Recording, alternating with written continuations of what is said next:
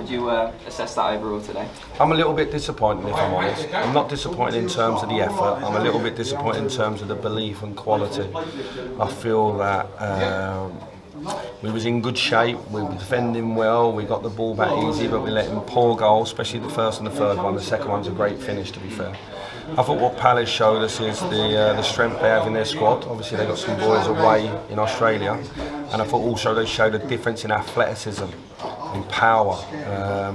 And in the final third, that paid in this game, I thought. Because I thought we had good moments, but we didn't execute, and we never troubled their goalie enough.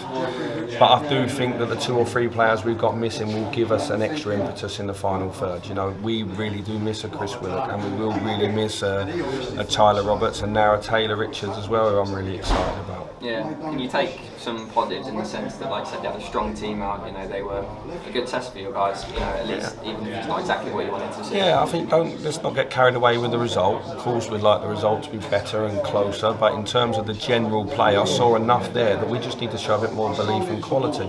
If we can do that, we'll be alright, but it doesn't matter who you play against. When you get the ball back, you have to be a little bit better with it than what we were today. But no worries, like the pre-season's out of the way, we're looking forward to next week, and as I say, we get 3 or 4 lads back. Those boys that I mentioned, plus Luke Amos, all trained this morning and trained well, so they're back with the group on Monday. And what 5 subs gives you this season is able to have more people in the squad and more options to get people on the pitch, so I'm looking forward to what they will bring to the group. You answered one of my questions there. So they trained for the first time, Luke and Tyler, today, did they? 3 of them trained yesterday. Luke didn't, but Luke trained this morning. So those 4 trained. They're back in full training on Monday. Which were the 4, sorry? Luke Amos, Tyler, Taylor, and Chris. Oh, okay. Yeah. So Tyler and Taylor is going to be a tongue tie all season. So we're thinking of nicknames. I think it's going to be Richo and Robbo, to be honest. No, like to be fair, like the training yesterday, the style in training and the belief and the bravery was much more than today. So I know what them 4 players will bring us in terms of what they can do. And we were lacking that in the final first day. I thought there was a couple of strong performances. I thought the back 4 actually defended well. I thought that Jake and Kenneth showed what they're going to bring. I thought Ozzy had a decent game. You know, he's up against the top Premier League wide player in Will Saha, and I thought he had a good game. And I thought Andre Dazelle looked good again. So look, there wasn't.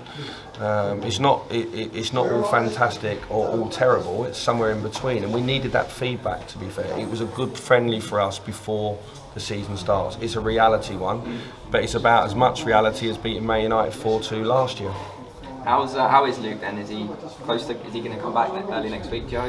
All 4 are fit for next weekend, unless they have a problem. But it's at what level of fitness? Because they've had sporadic pre-seasons. Taylor had a good couple of weeks with Brighton, and then he's had 4 or 5 days where he hasn't had much.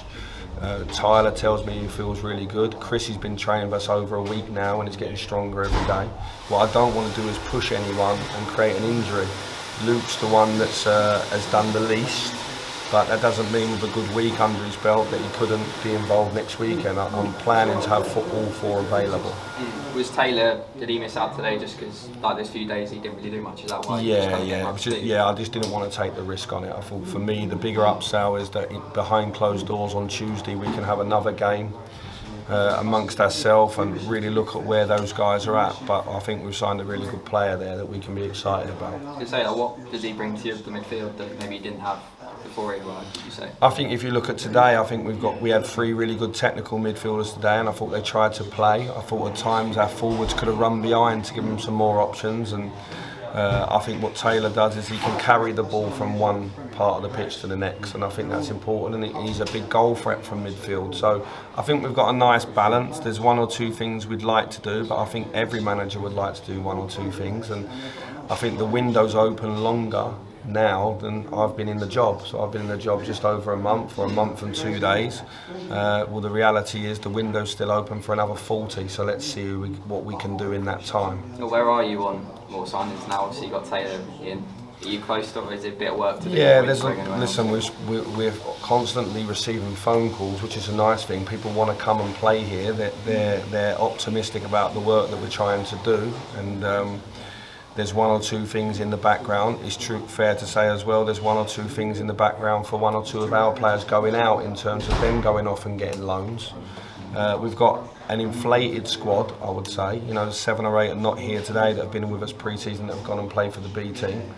and we've obviously brought a larger squad today than what we can take next week. So with the 4 boys coming back in, that means 5 or 6 who was with us today can't travel. So that shows where we're at. Yeah, so I would like to do 1 or 2 more things, but we might have to be patient as well. Yeah, because you mentioned outgoings. I think Murphy Mahoney was with Southend today, right?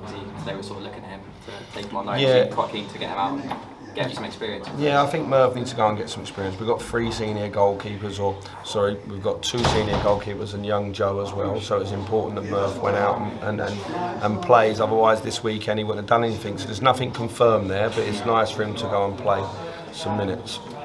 Is it safe to say fullbacks priority now going into next week and beyond? If you can't get anything done, is that where you're mainly looking? I'm not going to turn down good players in any position. It's not just fullbacks. I'm trying to strengthen everywhere. I thought both the fullbacks today was good. I thought Kenneth was the pick of our team today, followed by Andre Dazelle. So it's not a matter of just the fullbacks. It's all areas we're looking to improve.